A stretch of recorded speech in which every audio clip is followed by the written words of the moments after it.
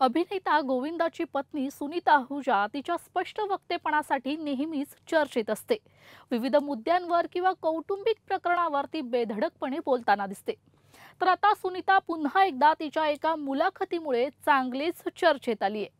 या मुलाखतीत सुनीताने तिच्या वैवाहिक आयुष्याबद्दल बरेच खुलासे केलेत। मुलाखतीत सुनीताने सांगितलंय की गोविंदा आणि ती दोघंही सध्या वेगवेगळ्या घरात राहत आहेत। इतकंच नव्हे तर पुढच्या जन्मी मला गोविंदा पती म्हणून नकोय असं तिने थेट म्हटलंय। सुनीताची ही मुलाखत चांगलीच सध्या चर्चेत आली आहे। यासह मुलाखती दरम्यान तिने पुढे हेही स्पष्ट केलंय की मुलांना अधिक वेळ देण्याकडे माझाच कल असतो, तर गोविंदा नेहमीच त्याच्या कामात व्यस्त असतो आणि मीटिंग्स नंतर तो सहसा मित्रांसोबत वेळ घालवतो।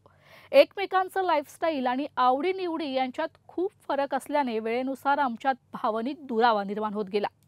मला कुटुंबियांसोबत निवांत आणि शांत वेळ घालवायला आवडतं, पण गोविंदाला मित्रमैत्रिणींसोबत तासनतास गप्पा मारायला आवडतात।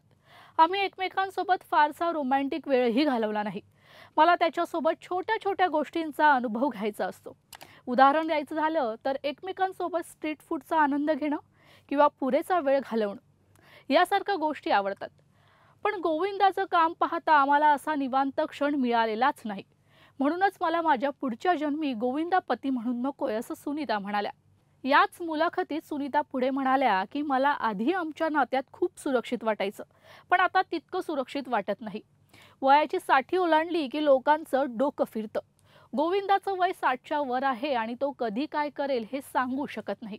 हे सांगत सुनीताने पुढे असं रिव्हील केलं की सुनीता मुलांसोबत अपार्टमेंटमध्ये राहते, तर गोविंदा मात्र त्यांच्या अपार्टमेंट समोरील बंगल्यात राहतो।